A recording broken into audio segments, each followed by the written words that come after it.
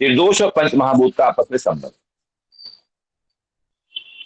आयुर्वेद में शरीर की उत्पत्ति जिन पंच महाभूतों से मानी गई है, ऐसे ही अन्य पदार्थों की तरह वात पित्त कफ की उत्पत्ति भी इन पंच महाभूतों से मिलकर हुई है। अब यदि इन त्रिदोषों की संरचना तो थोड़ा सा देखें, तो तीनों दोषों में प्रधान जो पंच महाभूत है उनकी स्थिति किस प्रकार है। तो यदि वात को देखते हैं तो वात में आकाश तत्व और वायु तत्व, ये दो तत्व विद्यमान रहते हैं पंच महाभूत। ऐसे ही पित्त, पित्त में जल और अग्नि, ये तत्व विद्यमान रहते हैं। और तीसरा है कफ, कफ में जल और पृथ्वी, ये दोनों तत्व विद्यमान रहते हैं। आचार्य जी बात तो का बता दीजिए, बात होता है। वात में आकाश तत्व और वायु तत्व, वात में आकाश तत्व और वायु तत्व, पित्त में जल तत्व और अग्नि तत्व, और कफ में जल तत्व और पृथ्वी तत्व, ये इसमें समाहित होते हैं, इनका संयोजन होता है। अब हम देखें और थोड़ा आगे से समझने का प्रयास करें, तो किसी भी व्यक्ति के स्वस्थ रहने में इन त्रिदोष की, वात पित्त कफ की एक मुख्य भूमिका रहती है, और उसकी चिकित्सा करने में भी इसी वात पित्त कफ को हम संतुलित करने का प्रयास करते हैं। तो ऐसे ही मनुष्य की प्रकृति भी इन्हीं वात पित्त कफ के अनुसार निर्धारित होती है। कोई व्यक्ति वात प्रकृति का रहेगा, कोई व्यक्ति कफ प्रकृति का रहेगा, कोई व्यक्ति पित्त प्रकृति का रहेगा, कोई वात और पित्त प्रकृति का रहेगा, कोई वात और कफ प्रकृति का रहेगा, कोई पित्त और कफ प्रकृति का रहेगा। इस प्रकार से 7 प्रकृति के मनुष्य पाए जाते हैं। अब अगला प्रश्न आपके मन में उठता होगा कि आखिर ये मनुष्य की प्रकृति का निर्धारण कौन करता है। तो आइए इसको समझने का प्रयास करें। हमारी इस प्रकृति का निर्धारण हमारे जन्म से पहले ही हो जाता है। हम सब जानते हैं, जो सामान्य नियमानुसार प्रकृति के मां के अंडाणु और पिता के शुक्राणु के संयोजन से ही शिशु का निर्माण, भ्रूण का निर्माण होता है। तो निषेचन के समय, गर्भाधान के समय, फर्टिलाइजेशन के समय माता की प्रकृति और पिता की प्रकृति का बहुत बड़ा प्रभाव इस पर पड़ता है। यदि माता और पिता की प्रकृति, उसमें वात पित्त कफ की स्थिति कोई बहुत ज्यादा कुपित है, उसमें दोष अधिक है, उसकी अधिकता है, तो उससे हमारे होने वाले गर्भस्थ, जो नया शिशु जन्म लेने वाला है, जिसका गर्भाधान होने जा रहा है, फर्टिलाइजेशन होने जा रहा है, जिससे भ्रूण बनने जा रहा है, उस पर प्रभाव पड़ता है। यानी जन्म से पहले माता और पिता के वात पित्त कफ की क्या स्थिति है, इस पर आने वाले बच्चे की प्रकृति का निर्धारण होता है। इसलिए कहा गया है कि संतान उत्पत्ति से पहले माता और पिता के अंदर किसी भी प्रकार का कोई रोग या दोष नहीं होना चाहिए। यदि है तो पहले उसका उपचार कर ले, जो वो पूर्णतः स्वस्थ हो जाए, तभी नए शिशु का वो संतान उत्पत्ति के लिए तैयार है। क्योंकि गर्भाधान के समय ही जो दोष वात पित्त कफ विद्यमान होते हैं, उन्हीं के आधार पर बच्चे के शरीर की बनावट, उसका स्वभाव, उसका रंग, उसकी मानसिक और चारित्रिक गुण, उस सभी उस पर निर्भर करते हैं। उसी के अनुरूप उसका विकास होता है। गर्भाधान के समय यदि तीनों दोष समावस्था में होते हैं तो बालक पूर्णतः स्वस्थ होता है। यदि वात पित्त कफ बहुत ज्यादा असंतुलित हैं तो या तो गर्भ ठहरेगा ही नहीं। मुझे ध्यान आ रहा है अभी आपका ये 16वां बैच चल रहा है, शायद दूसरा तीसरा बैच था। तो ऐसे ही एक हमारी कोई बहन थी, वो शायद जहां तक ध्यान आ रहा है दिल्ली से थी। उन्होंने मुझे बताया कि उनकी 9 वर्ष शादी हो चुके हैं और उनके कोई अभी संतान नहीं है। तो मैंने उनको अलग से फिर बताया कि क्या आपकी चूंकि प्रकृति अंदर ऐसे होगी, उसको मैंने समझ के उनको सामान्य आहार चर्या उनकी बदलने के लिए कुछ और बताया। और आप विश्वास मानेंगे, उनके गर्भाधान भी हुआ और ठीक 9 महीने बाद उनके संतान उत्पत्ति भी हुई और एक साथ फिर एक लड़का और एक लड़की 2 हुए। अभी ये करीब 3 महीने पहले की बात है, तो ये अभी उनको हुआ है। तो ये यदि शरीर में, माता के शरीर में पित्त कुपित है बहुत ज्यादा, तो उसके गर्भ ठहरेगा ही नहीं। आपने सुना होगा अक्सर, बहुत सारी हमारी बहनें कहती हैं कि उसको कोई डॉक्टर ने कई बार जांच कर ली है, सब कुछ ठीक है, फिर भी उसको गर्भ नहीं ठहर रहा है। तो क्या है कि वात पित्त कफ की, चूंकि हम नई जो आधुनिक चिकित्सा पद्धति एलोपैथी वाली अवधारणा की नहीं मानते कि कोई वात पित्त कफ की भी कोई भूमिका होती है, और इसके कारण से हमारे ये गर्भाधान की क्रिया प्रभावित होती है। उन्होंने 9 वर्ष तक बहुत उपचार कराया, न जाने कहाँ कहाँ, कोई ऐसा हॉस्पिटल नहीं था जो जिसको उन्होंने उपचार नहीं किया था। लेकिन जैसे ही इसके आधार पर उन्होंने अपना थोड़ा सा उपचार किया तो शरीर ठीक हो गया, स्वस्थ हो गया। तो ऐसे में कहा गया है कि आयुर्वेद कहता है कि यदि वात पित्त कफ संतुलित रहेगा तो बच्चा पूरी तरह से स्वस्थ होगा, और यदि बहुत ज्यादा संतुलन होगा वात पित्त कफ का तो या तो गर्भ ठहरेगा ही नहीं, और यदि ठहर भी गया थोड़ी बहुत कमती बढ़ती होने पर, तो फिर शिशु का विकास ठीक से नहीं होगा। और यदि विकास भी ठीक से थोड़ा बहुत होता है तो कोई ना कोई अंग अवश्य अविकसित रह जाएगा। तो कितनी बड़ी भूमिका है हमारे वात पित्त कफ के इस दोष की। तो वात पित्त कफ का संतुलन रहना ये बहुत आवश्यक है। एक दोष की अधिकता होने पर, मतलब अधिकता परसेंटेज वाइज, यानी कि बहुत ज्यादा कुपित नहीं, प्रधानता होने पर, किसी एक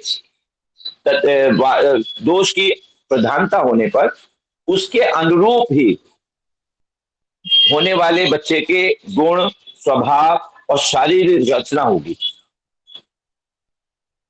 2 दोषों के कुपित होने पर दोनों प्रकार के गुणों का समावेश उस होने वाले बच्चे के स्वभाव और शारीरिक विकास पर दिखाई देगा। जन्म के समय वह दोषों की व्यवस्था के अनुसार जो हमारी प्रकृति बनीती है उसको फिर कभी भी जीवन भर बदला नहीं जा सकता। यानी एक बार जन्म के समय जो आपकी प्रकृति निर्धारित हो गई वो हमेशा फिर जीवन भर वैसी ही रहेगी। जो व्यक्ति अगर पित्त प्रकृति का पैदा होने जा रहा है तो उसको गर्मी लगेगी ही, उसके रंग शरीर सांवला होगा ही, उसके बालों का रंग भी भूरा होगा, काला नहीं हो सकता, उसके अंदर चपलता होगी, अग्नि की तरह तेज होगा, वो जल्दी गुस्से हो जाएगा, है ना। तो जो जो अग्नि के गुण है ना उसमें दिखाई देगी। अभी आगे चल के मैं और थोड़ा सा इसको डिटेल बाद में करूंगा, जब अलग अलग इसको बताऊंगा बातचीत का क्या उसके प्रभाव होता है। अभी फिलहाल प्रकृति समझ रहे हैं। तो वात प्रकृति के मनुष्य में वात का, पित्त प्रकृति के मनुष्य में पित्त का, और कफ प्रकृति के मनुष्य में कफ का प्रभाव शीघ्र हो जाता है। यानी जिस प्रकृति का निर्धारण जन्म के समय हमारा हो गया, तो यदि हम बाद में कफ प्रकृति के हैं तो मामूली सी ठंडी चीज खाने पर ही हमको जल्दी से कफ हमारा कुपित हो जाएगा, जबकि अन्य लोग जो खाएंगे उनको नहीं प्रभावित होगा। क्योंकि हमारी कफ प्रकृति है। ऐसे ही यदि हमारी पित्त प्रकृति है तो हम कोई भी तीखा या मसाले को भोजन देंगे तो अन्य लोगों को वो इतना नुकसान नहीं करेगा जिससे हमें तो तुरंत प्रभावित करेगा। यानी हम अगर जो जिस प्रकृति के साथ हम उत्पन्न हो रहे हैं उसी प्रकृति के प्रभावित होने से हमारे शरीर पर उसका तुरंत प्रभाव दिखाई देगा। यानी थोड़े से ही अपथ्य से हम शीघ्र ही हमारे शरीर में वो दोष कुपित हो सकता है। वस्तुतः हम देखें तो जो हमारे प्रकृति के निर्धारण में कुछ और गौण ऐसे तत्व रहते हैं, कुछ बातें रहती हैं जिनका और हमारी प्रकृति पर भी प्रभाव पड़ता है। जैसे आपने सुना होगा कि जिस समय माता जो गर्भवती है वो किस प्रकार का आहार ग्रहण करे, उसका भी प्रभाव पड़ेगा, क्योंकि उसकी तासीर जो उसकी प्रकृति है वो भी शरीर में हमारे वात पित्त कफ का संतुलन ऊपर नीचे करेगी, तो उसका प्रभाव भी पड़ता है आहार का। इसके अतिरिक्त विहार का, हम किस प्रकार का आचरण करते हैं। गर्भवती स्त्री को अच्छी अच्छी पुस्तकें पढ़ने के लिए, उसको क्रोध नहीं करना है, उसको किसी से लड़ना झगड़ना नहीं है, उसको उत्तेजित नहीं होना है, अच्छी अच्छी बातें सीखनी है, अच्छे पुस्तकें पढ़नी है, ताकि उसकी मन मस्तिष्क में शांति का, बुद्धि का दूसरा समावेश चलता रहे और जो उसका हार्मोन सिस्टम है वो कभी भी प्रभावित ना हो। तो होने वाले बच्चे पर भी उसका प्रभाव पड़ता है। इसके अतिरिक्त माता के शुक्राणु और माता के अंडाणु और शुक्राणु पिता के, इनके स्वस्थता का भी प्रभाव होने वाले बच्चे पर पड़ता है। बाहरी ऋतु की प्रकृति और गर्भावस्था के अंदर का जो वातावरण है उसका प्रभाव भी होने वाले बच्चे को प्रभावित करता है। बाहरी ऋतु का प्रभाव और आंतरिक गर्भावस्था के अंदर का जो वातावरण है उसका प्रभाव भी होने वाले बच्चे को प्रभावित करता है। गर्भावस्था के दौरान जो लिया जाने वाला मां का जो आहार है उसका भी बहुत प्रभाव पड़ता है। जो भ्रूण का संयोजन करने वाले जो महाभूत है, तत्व हैं, जो हम जिनका सेवन करते हैं, उनकी जो विशेषताएं हैं, उनके जो गुण हैं, उनके जो स्वभाव कर्म है, गुण कर्म है, उनका प्रभाव भी थोड़ा थोड़ा होने वाले गर्भ शिशु पर पड़ता है। यह सब तत्व जो है होने वाले बच्चे की जाति, कुल, वंश से संबंधित उसके जो आचरण है, उनके जो गुण है, उनकी पवित्रता, विद्वत्ता, शालीनता, वीरता, ये जो आदि पारिवारिक विशेषताओं के जो गुण होते हैं, इससे भी बच्चे के चारित्रिक प्रभाव उस पर पड़ता है, स्वभावगत प्रभाव पड़ता है। आपने देखा होगा कि जो जंगल में कबीले रहते थे, उनका अगर विशेष गुण था कि भाले से लड़ना है या उनको शारीरिक अपनी क्रिया के आधार पर अपना कोई व्यवहार करते हैं, जो उनके अंदर गुण होते हैं, तो होने वाले बच्चे के अंदर भी गुण वो थोड़े बहुत आ जाते हैं। तो कबीले के जो गुण होते हैं, जो वंश उसमें प्रकृति, वो भी थोड़ा बहुत प्रभाव डालती है। इसके अतिरिक्त उपयुक्त तत्व के साथ साथ ऋतु विशेष से माता पिता पर होने वाले असर से माता पिता की आयु, विशेषकर माता की आयु से भी प्रभावित होते हैं। यानी बच्चा किस आयु में उत्पन्न हो रहा है, उसमें माता और पिता की आयु का प्रभाव भी होने वाले बच्चे पर पड़ता है, विशेषकर माता की आयु। शिशु अपनी पूर्व जन्म उपार्जित जो व्यक्तिगत विशेषताएं हैं, स्वभावगत गुण हैं, उनसे भी, उन संस्कारों से भी प्रभावित होता है। क्योंकि केवल दुनिया में एकमात्र भारतीय वैदिक सनातन संस्कृति जो अब तक की जीवित संस्कृति एकमात्र है, वही मानती है कि मनुष्य की जो आत्मा है वो कभी मरती नहीं है, बार बार जन्म लेती है। यानी पुनर्जन्म का सिद्धांत किसी और धर्म में, किसी और संस्कृति में नहीं माना जाता। मोक्ष का सिद्धांत, ये भी कहीं किसी संस्कृति में किसी और कहीं नहीं माना जाता था। और जबकि इस पर बहुत शोध हो रहे हैं। यूनिवर्सिटी ऑफ वर्जीनिया के एक वैज्ञानिक है जिनका नाम है इयान स्टीवेंसन। वो पिछले 20-25 वर्षों से इसी विषय पर शोध कर रहे हैं, और दुनिया में ऐसे बच्चे जो पैदा होते हैं जिनको अपने पूर्व जन्म की बातें याद होती हैं, उन पर वो सर्च करते हैं। उस पर अनुसंधान करने के बाद उनका भी ये कहना है कि व्यक्ति जो पूर्व जन्म के जो संस्कार हैं, जो गुण हैं, उनको लेकर के पैदा होता है। अर्थात पुनर्जन्म का सिद्धांत जो भारत का है वो सत्य है, ऐसा होता है। आपने देखा होगा बहुत सारे उदाहरण कि पहले बहुत सारे छोटे छोटे बच्चे हैं जो बहुत कंप्यूटर से भी तेज गणना कर लेते हैं, पुराने उनको बहुत सारी चीजें याद रहती हैं, मंत्रोच्चार और पढ़ना, दूसरे बहुत सारे गुण ऐसे होते हैं जो पूर्व जन्म के उनके सामने आते हैं। और सबसे अच्छा उदाहरण अभी देखें तो 2013 का है, जो भूटान के राज परिवार है उसमें जो एक संतान उत्पन्न हुई थी, उसने पैदा होते ही ये कहा कि मैं तो नालंदा में रहता था, मैं तो मुझे वहां जाऊंगा। पूछा है नालंदा कहाँ है, तो पता लगा तो भारत में है, बिहार में। और नालंदा विश्वविद्यालय तो उस कालखंड में था, आज से 1000 वर्ष पूर्व। बाद में तो मुगल काल में उसको खंडित कर दिया गया, सब जला दिया गया। और वहां तो मात्र ये चीनी यात्री जब हुएन आया था, उसके उसके साहित्य को पढ़ने के बाद उसने जो अपनी डायरी लिखी थी चीनी यात्रा, उससे हुएन की जो यात्रा थी, उसके आधार पर वहां पर खुदाई की गई थी टीलों की, तो उसके नीचे से नालंदा विश्वविद्यालय के अवशेष निकले थे। और वो अवशेष अभी भी आधे अधूरे निकले हैं, और बाकी करीब वो 16 किलोमीटर में फैली हुई यूनिवर्सिटी नालंदा विश्वविद्यालय, बाकी अभी आधी से ज्यादा भी वो जमीन के अंदर ही है। लेकिन जितने भी अवशेष निकले हैं उसमें वो अपनी एक विचित्र कहानी कहते हैं। इतनी बड़ी यूनिवर्सिटी, इतना बड़ा, वहां 10,000 जहां बच्चे विदेशों के जाके पढ़ते थे, वहीं रह करके वहां वो बालक रहता था, बौद्ध भिक्षुक था, और इतना उच्च स्तर की उसकी साधना थी कि वो 1000 वर्ष बाद उसने जन्म लिया। अर्थात भारतीय वैदिक सनातन संस्कृति में जो हमारी मोक्ष की परिकल्पना है, आपने देखा होगा कुछ बच्चे कहते हैं कि 1 वर्ष बाद ही पैदा हो जाते हैं, कुछ आत्माएं कुछ महीने पर, कुछ दिनों के बाद ही पैदा हो जाती हैं, मरते इधर मरते दूसरे का पैदा हो जाती है।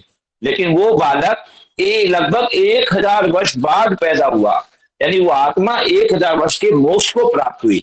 और फिर क्योंकि उसके कर्म बहुत अच्छे थे, उस कर्मों के आधार पर, जिनको हम कहते हैं पूर्व जन्म में किए गए कर्म, जिन्हें प्रारब्ध कहते हैं, जो इस जन्म में मिलते हैं, उस बढ़िया प्रारब्ध के साथ वो राज परिवार में उत्पन्न हुआ, जहां दुनिया में केवल आप एक दो तीन ही राज परिवार बचे हैं। जहां पैदा होते ही उसकी जय जयकार हो रही थी, जहां पैदा होते ही उसको सोने चांदी के बर्तनों में उसको परोसा जा रहा था, कि सोने चांदी की चम्मच से उसको चटाया जा रहा था। ऐसे पुण्य के साथ, यानी मोक्ष की परिकल्पना भी और पुनर्जन्म के कर्म फल सिद्धांत की परिकल्पना भी भारतीय संस्कृति में ही है। तो ये कहा गया है कि हमारी प्रकृति के निर्धारण में जो हमारे पूर्व जन्म के संस्कार है, संस्कार क्या है, जो भी हम आदत बनाते हैं, जो भी हम कर्म करते हैं, वो धीरे धीरे हमारी आदत बन जाती है। और वही आदत जो है आगे चल करके फिर हमारे, चूंकि रस बस जाती है तो वो संस्कार हो जाते हैं। और संस्कार वो कहाँ सन्निहित हो जाते हैं, चिपक जाते हैं हमारी आत्मा में। इसलिए संस्कारों को ही आत्मा का भोजन कहा गया है। हमारे शरीर के साथ जब शरीर छूटता है, पार्थिव शरीर तो यही रह जाता है जिसमें केवल पृथ्वी तत्व है, पंच महाभूत है। लेकिन जो आत्मा चेतन तत्व जो जाता है, वो उस संस्कारों के साथ जाता है। इसलिए वो अगले जन्म में जब जाता है तो पूर्व जन्म के जो संस्कार उसकी आत्मा में सन्निहित हो गए थे, जिसको आत्मा ने अपने अंदर आत्मसात कर लिया था, उसके साथ जन्म लेता है। तो ये परिकल्पना एक जो है वो यहाँ पर आती है कि हमारी जो प्रकृति निधान है, इस प्रकार इन सब बातों का हमारी प्रकृति पर प्रभाव पड़ता है। प्रत्येक प्रकृति से युक्त जो हमारी जो वात प्रकृति, पित्त प्रकृति या कफ प्रकृति वाले मनुष्यों की शारीरिक, मानसिक और स्वभावगत विशेषताएं जो हैं वो बिल्कुल अलग से स्पष्ट दिखाई देती है। किसी व्यक्ति को मात्र बातचीत करते हुए, मात्र व्यवहार करते हुए, मात्र चलते हुए या उसके केवल बाहरी स्वरूप को देखकर ही उस व्यक्ति की प्रकृति को पहचाना जा सकता है। यानी क्या क्या गुण उसके अंदर आ जाते हैं, ये थोड़ा सा हम इसकी चर्चा भी आपको कल करेंगे। तो किसी भी व्यक्ति के जो स्वभाव है, शारीरिक गठन है, उसका स्वभाव के आधार पर उसकी मूल प्रकृति को पहचाना जा सकता है। और ये आज केवल इतना प्रकृति निधान के विषय में हमने जाना। पंच महाभूत और त्रिदोष सिद्धांत क्या है, इनका क्या एक जो आपस में संबंध है, इसको हमने